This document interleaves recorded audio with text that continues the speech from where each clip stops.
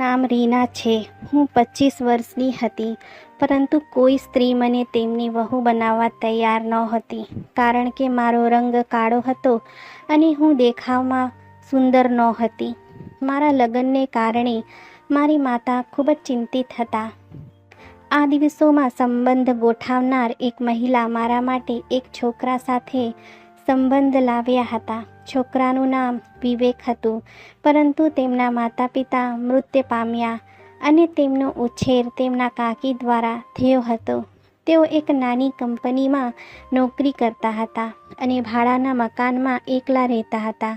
મારી માતાએ મારા માટે આ સંબંધને યોગ્ય ગણ્યો અને મારા લગ્ન તેમની સાથે કરાવ્યા. વિવેક સાથે લગ્નના 2 વર્ષ ખૂબ જ સારા રહ્યા, પરંતુ જ્યારે તેમને ખબર પડી કે હું એક વાંઝણી સ્ત્રી છું અને તેમને આખી જિંદગી બાળકનું સુખ આપી શકતી નથી, ત્યારે તેઓ મારાથી દૂર રહેવા લાગ્યા. તેઓ મારી સાથે નાની નાની બાબતો પર લડવા માંડ્યા. મારી મા સિવાય દુનિયામાં મારું કોઈ ન હતું. મારી ગરીબ માતા કપડાં સીવીને પોતાનું ગુજરાન ચલાવતી રહી અને અમારા લગ્નને 25 વર્ષ વીતી ગયા. હવે વિવેક મારી સાથે વાત નહોતા કરતા. એક દિવસે જ્યારે તેઓ ઘરે આવ્યા, ત્યારે તેમની સાથે એક મહિલા અને 3 બાળકો હતા, જે તેમને પપ્પા પપ્પા કહીને બોલાવતા હતા. આ જોઈને મારું હૃદય તૂટી ગયું. વિવેકે બીજા લગ્ન ક્યારે કર્યા? વિવેકે મને આ વિશે કશું કહ્યું નથી. વિવેક એ બાળક ખાતર બીજા લગ્ન કર્યા હતા અને તેમની બીજી પત્નીને મારા વિશે કશું કહ્યું નહોતું. પરંતુ હવે પરિસ્થિતિ ખરાબ હોવાથી તેમને આ ઘરમાં લાવવામાં આવ્યો હતો. અગાઉ પણ મારી સ્થિતિ નોકરાણી જેવી હતી, પરંતુ તે રાત્રે વિવેકની બીજી પત્નીએ હોબાળો મચાવ્યો કે તે આ ઘરમાં રહીશ કે હું મારા રૂમમાં શાંતિથી બેઠી હતી, ત્યારે અચાનક વિવેક મારા રૂમમાં આવ્યા. તેમનું આ સ્વરૂપ મેં પહેલી વાર જોયું. તેણે મારા પર ઘણા ખોટા આરોપો લગાવ્યા અને તરત જ મને છૂટાછેડા આપીને ઘરની બહાર કાઢી મૂક્યો. હું રડતી રડતી મારી માના ઘરે આવી. મારે કોઈ સંતાન નહોતું. હવે મારી પાસે ધીરજ રાખવા સિવાય કોઈ વિકલ્પ નહોતો. મારી માતાએ મને દિલાસો આપ્યો અને હવે હું મારી માતા સાથે રહેતી હતી. હું અને મારી માતા અને દુનિયામાં એકલા હતા. દિવસો આમ જ પસાર થતો રહ્યો અને હવે હું 32 વર્ષની થઈ ગઈ હતી. થોડા દિવસો પછી મારી માતા મારા ફરીથી લગ્ન કરાવવા માંગતા હતા, કારણ કે હવે તેઓ ખૂબ જ બીમાર રહેતા હતા. પણ મારી કદરૂપતા અને અમારી ગરીબી હંમેશા અમારા સંબંધો વચ્ચે દિવાલ બની જતા. હું પણ મારી વૃદ્ધ માતાને છોડીને પોતાનું ઘર વસાવવા માંગતી નહોતી. હું વાંઝળી હતી અને હવે મને લગ્નના નામથી જ નફરત થઈ ગઈ હતી. તેથી જ મેં નોકરી કરી લીધી. ધીમે ધીમે મને નોકરીમાં પ્રમોશન મળવા લાગ્યું અને હવે અમારા સંજોગો પણ બદલાઈ ગયા હતા. ક્યારેક જ્યારે હું અરીસાની સામે ઊભી રહેતી, ત્યારે મારા વાળમાં રૂપાંતર જોઈને મારું હૃદય તૂટી જતું. હું વૃદ્ધ થઈ ગઈ હતી અને ધીમે ધીમે મને સમજાયું કે હવે મારા જીવનમાં કોઈ સુખ નહીં આવે. મારી દુનિયા બહુ સીમિત થઈ ગઈ હતી. હું માત્ર ઓફિસ જતી અને ઘરે પાછો આવતી. મેં મારા જીવન સાથે સમાધાન કર્યું હતું. દરેક છોકરીની જેમ કદાચ જીવન સાથી સાથે રહેવાનું મારા નસીબમાં નહોતું. વિવેક મને એટલી બધી પીડા આપી હતી કે હવે હું એકલા રહેતા શીખી ગઈ હતી. તેણે મને તેમના વિસ્તારમાં પણ બદનામ કર્યો હતો. દરેક પુરુષ મને ખરાબ સ્ત્રી સમજવા લાગ્યા. હું મારી જાતને માસ્કથી સારી રીતે ઢાંકીને બહાર જતી હતી. છેલ્લા કેટલાક દિવસોથી માતા ખૂબ જ બીમાર હતા. કોઈક રીતે મારા છૂટાછેડાનું દુઃખ મારી માતાને ઘણું સતાવી રહ્યું હતું. તેમની તબિયત દિવસે દિવસે બગડતી જતી હતી. એક દિવસે જ્યારે હું ઓફિસથી પાછો ફરી, ત્યારે મારી માતા ખૂબ જ બીમાર હતા. મેં તરત જ તેમને રિક્ષામાં બેસાડીને નજીકની નાની હોસ્પિટલમાં લઈ ગઈ. ડૉક્ટર સાહેબ ત્યાં હાજર નહોતા, પણ ત્યાં કામ કરતો છોકરો બહુ સરસ હતો. માતાની તબિયત જોઈને તેણે તેમના મોઢામાં એક ગોળી મૂકી અને તેણે કહ્યું કે તમારે ડૉક્ટર આવે તેની રાહ જોવી જોઈએ. માતાની તબિયતમાં થોડો સુધાર થયો હતો. માતાનું બ્લડ શુગર વધી ગયું હતું અને તેમની જીભ નીચે ગોળી રાખવાથી ઘણો ફરક પડ્યો હતો. જ્યાં સુધી અમે ડૉક્ટરના આવવાની રાહ જોઈ રહ્યા હતા ત્યાં સુધી તે છોકરો અમારી સાથે ઊભો રહ્યો. તેમનું નામ પ્રિયાંક હતું. તેઓ મને મારી માતા વિશે પૂછતા હતા અને કાગળ પર લખતા હતા. ડૉક્ટર આવ્યા ત્યારે પ્રિયાંક પોતે મારી માતાને અંદર લઈ ગયા અને તપાસ કરાવી. જ્યારે હું અને મારી માતા પાછા આવવા લાગ્યા ત્યારે તેણે મને તેમનો ફોન નંબર આપ્યો અને કહ્યું કે જો મને ક્યારેક કોઈ સમસ્યા હોય તો હું તેમને ફોન કરી શકું છું. તેઓ 25 વર્ષનો ખૂબ જ સુંદર અને યુવાન હતા, પણ મને તેમના કરતાં પણ વધુ તેમનું વલણ ગમ્યું. પ્રિયાંક બધા દર્દીઓ સાથે ખૂબ જ સારું વર્તન કરતા હતા. હવે મારા માટે કામ પર જવું ખૂબ જ મુશ્કેલ બની રહ્યું હતું, કારણ કે હું કામ પર પણ દરેક સમયે માતાની ચિંતા કરવા લાગી હતી. 3 દિવસ પછી માતાએ ફોન કરીને જણાવ્યું કે તેમની તબિયત ખૂબ બગડી રહી છે. હું ઓફિસમાંથી રજા લેવા માંગતી હતી, પણ મને રજા ન મળી. મેં મજબૂરીમાં પ્રિયાંકને ફોન કરીને મારી સમસ્યા જણાવી અને તેઓ તરત જ મારા ઘરે જવા રાજી થઈ ગયા. થોડા સમય પછી પ્રિયાંકે ફોન કરીને કહ્યું કે માતાની તબિયતમાં સુધારો થયો છે. તેણે મને કહ્યું કે ચિંતા ના કરો અને આરામથી તમારું કામ કરો. તમે આવો ત્યાં સુધી હું તમારી મા સાથે જ છું. આ સાંભળીને મને રાહત થઈ. મેં પ્રિયાંકનો દિલથી આભાર માન્યો. મને લાગ્યું કે તેઓ કોઈક દેવદૂત છે. આ મુશ્કેલ સમયમાં મારી મદદ માટે આવ્યા હતા, કારણ કે ઓફિસમાંથી બહાર નીકળવું મારા માટે ખૂબ મુશ્કેલ હતું. જ્યારે હું ઘરે પાછો આવી ત્યારે માતાની તબિયત ઘણી સારી હતી. માતાએ જણાવ્યું કે પ્રિયાંકે તેમની ખૂબ કાળજી લીધી. પ્રિયાંક માને મળવા દરરોજ અમારા ઘરે આવવા લાગ્યા. હવે તેઓ સમયપત્રક મુજબ સાંજે આવીને પોતે માતાનું પ્રેશર ચેક કરતા હતા. અમારી વચ્ચે પણ ઘણી વાતો થવા લાગી. પ્રિયાંક અમારા પરિવારના સભ્ય જેવા બની ગયા હતા. મારા માટે તેઓ નાના ભાઈ જેવા હતા. પણ મને મારી માતાની તબિયતને લઈને કોઈક સમસ્યા થતી ત્યારે હું પ્રિયાંકને ફોન કરતી. પ્રિયાંક છેલ્લા 6 વર્ષથી તે હોસ્પિટલમાં કામ કરતા હતા અને તેમની દવાઓ વિશે ઘણું જ્ઞાન હતું. એક દિવસ પ્રિયાંક આવ્યા ત્યારે માતા ઊંઘી રહી હતી. હંમેશાની જેમ ચા આપ્યા પછી હું તેમની બાજુમાં બેઠી. અચાનક પ્રિયાંકએ મને એવી વાત કહી કે હું આશ્ચર્યચકિત થઈ ગઈ. હું કલ્પના પણ કરી શકતી નહોતી કે પ્રિયાંક આવું કંઈક બોલી શકે. મને લાગ્યું કે કદાચ તેઓ મજાક કરી રહ્યા હતા. મેં એ વાતની અવગણના કરી અને તેમને પૂછવાનું શરૂ કર્યું કે તેઓ કેમ ભણ્યા નથી. તો તેણે કહ્યું કે તેમને ભણવામાં ખાસ રસ નહોતો. તેમના પિતાએ ખૂબ આગ્રહ કર્યો, પરંતુ તે હજી પણ ભણી શક્યો નહીં અને તેણે પોતાની મરજીથી આ નોકરી ઉપાડી. તેમના માતા પિતા તેમની નોકરીથી ખુશ નહોતા, પરંતુ પ્રિયાંક સ્વભાવે જિદ્દી હોવાથી તેઓ પ્રિયાંકને કંઈક કહી શકતા નહોતા. પ્રિયાંક કહેતા હતા કે દર્દીઓને સાજા થતાં જોઈને તેમને રાહત મળે છે. તેઓ ભણીને ડૉક્ટર ના બની શક્યા, પણ તેણે પોતાના કામમાં એટલી નિપુણતા હાંસલ કરી લીધી હતી કે તેઓ દરેક રોગને ડૉક્ટરની જેમ જ સમજી શકતા હતા. મને પ્રિયાંક વિશે બધું ગમતું હતું, પણ હું ક્યારેક વિચારી શકતી નહોતી કે તેઓ મને તેમની સાથે લગ્ન કરવાનું કહેશે, કારણ કે હું ઉંમરમાં તેમના કરતાં ઘણી મોટી હતી અને છૂટાછેડા લીધેલી સ્ત્રી હતી. પરંતુ બીજા જ દિવસે તેણે મને તેમની સાથે ફરીથી લગ્ન કરવાનું કહ્યું. તેથી મેં તેમને સ્પષ્ટ ના પાડી અને તાળીને સમજાવ્યું કે તેઓ મારા માટે નાના ભાઈ જેવા છે અને હું તેમની સાથે લગ્ન કરવાનું વિચારી પણ શકતી નથી. મારી વાત સાંભળીને પ્રિયાંકનો ચહેરો નિસ્તેજ થઈ ગયો અને તેઓ ચૂપચાપ ચાલ્યા ગયા. મને લાગતું હતું કે પ્રિયાંક બીજા દિવસે નહીં આવે, પણ જ્યારે હું ઓફિસેથી પાછો આવી ત્યારે તેઓ મારા ઘરે પહેલાંથી જ હાજર હતા અને મા તેમની સાથે હસતા હતા. ઘણા વર્ષો પછી માતાને હસતા જોઈને મને ખૂબ આનંદ થયો. પ્રિયાંકએ મને જોયો કે તરત જ તેણે નમ્રતાથી મારું સ્વાગત કર્યું. પછી માતા સાથે વાતોમાં વ્યસ્ત થઈ ગયા. હું આશ્ચર્યચકિત થઈ ગઈ હતી. મને લાગ્યું હતું કે પ્રિયાંક ફરી નહીં આવે, પણ રોજની જેમ તેઓ મા સાથે બેસીને ખુશીથી વાતો કરી રહ્યા હતા. હું ફ્રેશ થઈને રસોડામાં ચા બનાવવા ગઈ ત્યારે પ્રિયાંક મારી પાછળ આવ્યા.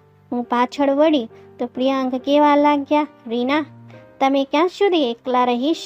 હું તમારી સાથે લગ્ન કરીને તમને કાયમ ખુશ રાખવા માંગુ છું.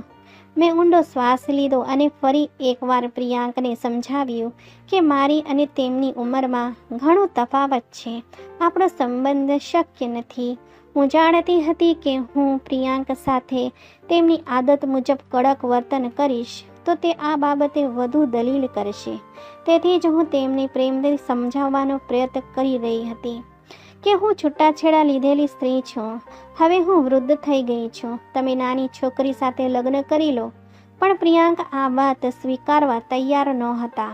ક્યારેક તો હું વિચારતી કે પ્રિયાંક યુવાન અને સુંદર છે. તેઓ મારી સાથે લગ્ન કેમ કરવા માંગે છે? તેમને તો કોઈ પણ સુંદર છોકરી મળી શકે છે. એક દિવસ મેં ગુસ્સામાં આવીને પ્રિયાંકને કહ્યું કે પહેલાં તમે તમારા માતા પિતાને તમારા સંબંધ વિશે વાત કરો અને પછી આવીને મને કહો. પછી હું તમારી સાથે લગ્ન કરવાનું વિચારીશ. મને ખાતરી હતી કે પ્રિયાંકના માતા પિતા સંમત નહીં થાય. કોઈ પણ માતા પિતા તેમના યુવાન પુત્રને મારા જેટલી મોટી ઉંમરની સ્ત્રી સાથે અને તે પણ છૂટાછેડા લીધેલી સ્ત્રી સાથે લગ્ન કરી શકતા નથી. બીજે દિવસે જ્યારે પ્રિયાંકા અમારા ઘરે આવ્યા ત્યારે તેણે મારી સાથે લગ્નની વાત કરી નહોતી અને મને રાહત થઈ કે તેઓ હવે મને પરેશાન કરશે નહીં. પ્રિયાંકને અમારા ઘરે આવ્યાને 10 મહિના થઈ ગયા હતા અને હવે છેલ્લા 3 મહિનામાં પ્રિયાંકે એક વાર પણ લગ્નની વાત કરી નહોતી. હું મારું કામ આરામથી કરી રહી હતી અને માતાની તબિયતમાં સુધારો થયો હતો. મને નોકરીમાં ખૂબ પ્રમોશન મળ્યું. હું મારી માતા માટે એક નોકરાણી રાખવા માંગતી હતી, પરંતુ મને કોઈ વિશ્વાસપાત્ર સ્ત્રી મળી નહોતી જેને હું મારી ગેરહાજરીમાં મારા ઘરે મૂકી શકું. જ્યાં સુધી પ્રિયાંક અમારા ઘરમાં રહેતા ત્યાં સુધી ખુશનુમા વાતાવરણ રહેતો.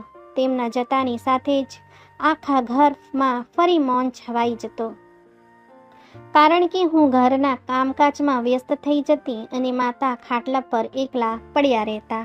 હવે મને અને મારી માતાને પ્રિયાંકની એટલી આદત પડી ગઈ હતી કે જો તેઓ એક દિવસ પણ ન આવતા તો હું મારી જાતે જ ફોન કરીને તેમની ખબર પૂછી લેતી. એક દિવસ પ્રિયાંક અમારા ઘરે આવ્યા ત્યારે તેઓ ખૂબ ખુશ દેખાતા હતા. મને જોતા જ તેઓ તરત જ મારી પાસે આવ્યા અને તેણે કહ્યું કે તેમના માતા પિતા સંબંધ લઈને તમારા ઘરે આવવા તૈયાર છે. હવે તમે જ કહો કે હું મારા માતા પિતાને ક્યારે મોકલો? આ સાંભળીને મારા પગ નીચેથી જમીન નીકળી ગઈ. મેં પ્રિયાંકને પૂછ્યું, તમે આ શું બોલો છો? તો પ્રિયાંકે કહ્યું કે તમે પોતે જ કહ્યું હતું ને કે જ્યારે તમારા માતા પિતા આ સંબંધ માટે સંમત થશે ત્યારે તમે મારી સાથે લગ્ન કરશો. હું આટલા લાંબા સમયથી મારા માતા પિતાને સમજાવતો હતો. હવે તમે મને કહો કે હું તેમને ક્યારેક મોકલો? પ્રિયાંકના ચહેરા પર ઘણી ખુશી હતી અને હું વિચારતી રહી હતી કે ખબર નહીં પ્રિયાંક એ તેમના માતા પિતાને કેટલી મહેનતથી સમજાવ્યા હશે. આટલા મહિનાઓ સુધી તેઓ ચૂપ રહ્યા કારણ કે તેઓ મારી સલાહને અનુસરી રહ્યા હતા અને મને લાગ્યું કે તેણે પોતાનો ઈરાદો છોડી દીધો છે. જ્યારે મેં મારી માતાને બધું કહ્યું અને તેમની સલાહ લીધી ત્યારે તેઓ પણ ખુશ થઈ ગયા. તેણીએ કહેવાનું શરૂ કર્યું કે પ્રિયાંક કરતાં તમારા માટે કોણ સારું હોઈ શકે? તમે તેમની સાથે લગ્ન કરી લો, તમારું જીવન સારું થશે અને મારા મૃત્યુ સમય પણ મને રાહત થશે કે મારી દીકરી એકલી નથી. માં કહેતા હતા કે લગ્ન પછી તમે નોકરી છોડીને આરામથી ઘર સંભાળજો. માતાના આગ્રહ પર મેં પ્રિયાંકને કહ્યું કે ઠીક છે, તમારા માતા પિતાને મારા ઘરે મોકલો. બીજા જ દિવસે પ્રિયાંકના માતા પિતા સંબંધ લઈને આવ્યા. તે લોકો કદાચ આ સંબંધથી બિલકુલ ખુશ નહોતા અને હું આ વાત સારી રીતે સમજી શકતી હતી. કારણ કે મારા અને પ્રિયાંકના વચ્ચેનો સંબંધ એકદમ બેજોડ હતો. જેણે પણ આ સંબંધ સમાચાર મળ્યા તેઓ કહેતા કે વૃદ્ધ મહિલાએ યુવાન છોકરાને ફસાવી દીધો છે. આપણા સમાજમાં સામાન્ય છે કે મોટી ઉંમરની સ્ત્રીના નાના છોકરા સાથેના લગ્નને ખોટું માનવામાં આવે છે. પ્રિયાંક અને મારા લગ્ન થયા. કેટલીક વાર મને ખૂબ જ શરમ આવતી કે હવે હું એવા વ્યક્તિ સાથે લગ્ન કરી રહી છું જેને હું નાનો ભાઈ તરીકે માનતી હતી. પ્રિયાંક અને મારા લગ્ન ખૂબ જ સાદા હતા કારણ કે હું પણ ધૂમધામથી લગ્ન કરવા માંગતી નહોતી અને પ્રિયાંકના માતા પિતા પણ એ હકીકત છુપાવવાનો પ્રયાસ કરી રહ્યા હતા કે તેમની પુત્રવધુ છૂટાછેડા લીધેલી અને તેમના દીકરા કરતાં મોટી ઉંમરની મહિલા છે. જ્યારે પાડોશીઓને અમારા લગ્ન વિશે ખબર પડી તો તેઓ પણ આ વિશે વાત કરવાનું શરૂ કર્યું. પાડોશી કાકીએ તો ત્યાં સુધી કહ્યું કે રીનાએ છોકરાને માતાની બીમારીના બહાનેને ઘરે બોલાવીને ફસાવ્યો છે. તેમના આ શબ્દો સાંભળીને હું ખૂબ રડી. વિદાય સમયે હું માતાને ગળે લગાવીને ખૂબ રડી. માતાએ તેમના આશીર્વાદથી મને વિદાય આપી અને હું મારા સાસરે પહોંચી. મારા સાસરે પ્રવેશતી વખતે મારું હૃદય વિચિત્ર રીતે ધડકતું હતું. મારા સાસુનું વલણ મારા સાથે બિલકુલ સારું ન હતું. મેં મનમાં નક્કી કરી લીધું હતું કે હું મારી સેવાથી મારા સાસરિયાઓના દિલ જીતીશ અને હું પ્રિયાંકને આ સંબંધમાં ક્યારેક શરમ અનુભવવા નહીં દઉં.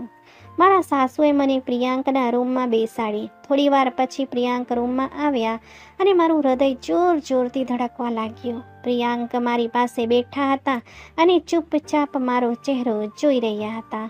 તેઓ કહેતા હતા કે આજે તેમના જીવનની સૌથી મોટી ઈચ્છા પૂરી થઈ ગઈ છે. મેં પ્રિયાંકના ચહેરા તરફ જોયું તો તેમની આંખોમાં મારા માટે ઘણો પ્રેમ હતો.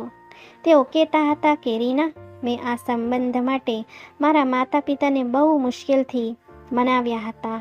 હું કોઈ પણ ભોગે તમારી સાથે લગ્ન કરવા માંગતો હતો અને તેની પાછળ પ્રેમ સિવાય બીજું કારણ પણ છે. જ્યારે પ્રિયાંકે કારણ જણાવ્યું તો હું મારા આંસુ પર કાબૂ ના રાખી શકી અને તેણે કહ્યું કે રીના, હું હંમેશા મારાથી મોટી ઉંમરની સ્ત્રી સાથે લગ્ન કરવા માંગતો હતો. પછી હું તમને હોસ્પિટલમાં મળ્યો અને મને તમારું પાત્ર બહુ ગમ્યું. જ્યારે હું તમારા ઘરે આવવા લાગ્યો ત્યારે હું તમને ધીમે ધીમે ઓળખવા લાગ્યો અને મને સમજાયું કે તમારું હૃદય ખૂબ જ સુંદર છે. હું આપોઆપ તમારા પ્રેમમાં પડી ગયો. મારી એ ઈચ્છા જે હંમેશા પ્રાર્થનાના સ્વરૂપે મારા હોઠ પર આવતા હતા, કદાચ ભગવાન એ સ્વીકારી લીધું હતું કે તમે મારા જીવનમાં આવ્યા. જ્યારે તમે કહ્યું કે આ સંબંધ માટે તમારે પહેલાં તમારા માતા પિતાને મનાવવા જોઈએ ત્યારે મને થોડી ચિંતા થઈ ગઈ હતી. જ્યારે મેં ઘરે ડરીને સંબંધની વાત કરી તો પહેલાં મારા માતા પિતા ખૂબ ગુસ્સે થયા. મારી નોકરી એટલી સારી નહોતી કે હું લગ્ન કરી શકું અને મારી પત્નીનો ખર્ચ ઉઠાવી શકું.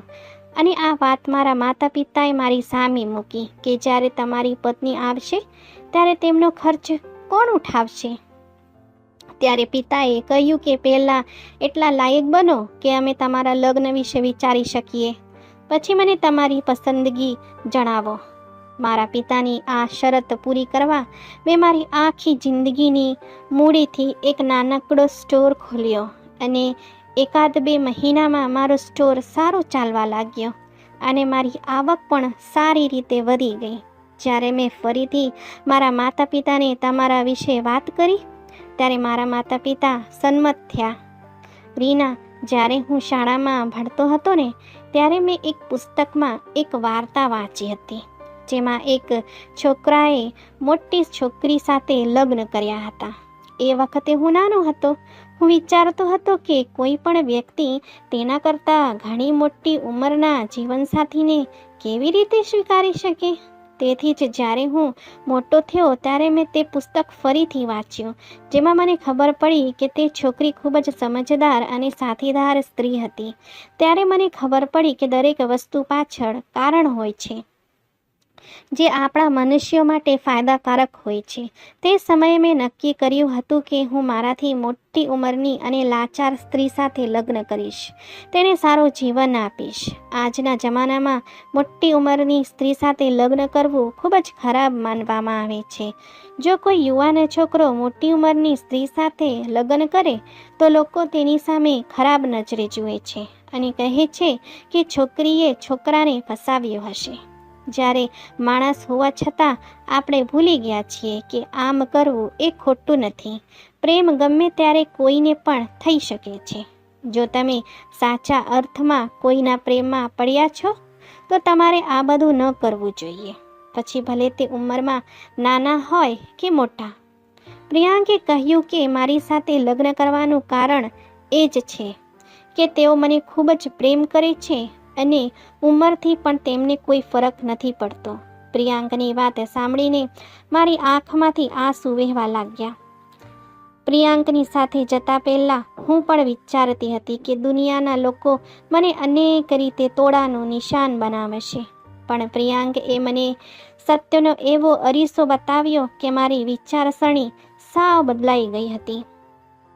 ખબર નહીં ભગવાને મારા નસીબમાં પ્રિયાંક જેવા વ્યક્તિ કઈ કૃપાના બદલામાં લખ્યું હતું. હવે મારા પ્રિયાંક સાથે મારી દુનિયા સારી બનાવવાની હતી. આપણે આખી દુનિયાને બદલી શકતા નથી, પરંતુ આપણે એક પગલું ભરીને એક નાનો પ્રયાસ ચોક્કસ કરી શકીએ છીએ. પ્રિયાંકે મારા જેવા વાંછડી અને અસહાય સ્ત્રી સાથે લગ્ન કરીને ભગવાન એટલા પ્રસન્ન થયા કે તેણે અમને બંનેને સંતાન પ્રાપ્તિનું વરદાન આપ્યું. તે અમારા બંને માટે ભગવાન તરફથી એક મોટો ઇનામ હતો. મારી સેવાથી મારા સાસુ અને સસરાના દિલ પણ જીતી લીધા હતા. મારા પહેલા પતિએ મારી સાથે જે કંઈ કર્યું હતું મેં તેમને માફ કરી દીધો હતો, કારણ કે હવે તેઓ ખૂબ જ બીમાર હતા. તેમને છેલ્લા સ્ટેજનું કેન્સર હતું અને તેઓ તેમના જીવનના છેલ્લા દિવસો પસાર કરી રહ્યા હતા. મિત્રો, તમને શું લાગે છે, મેં પ્રિયાંક સાથે લગ્ન કરીને સાચું કર્યું કે ખોટું? કૃપા કરીને જવાબ આપજો. અને દોસ્તો, આશા રાખીએ છીએ કે અમારી આજની વાર્તા પણ તમને પસંદ આવી હશે. તમારું શું કહેવું છે આ વાર્તા વિશે કોમેન્ટ કરીને અમને જરૂર જણાવો.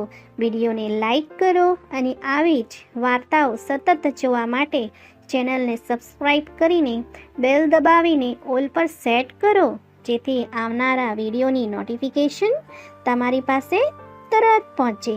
આપણે મળીએ નેક્સ્ટ વાર્તામાં. ત્યાં સુધી ધન્યવાદ.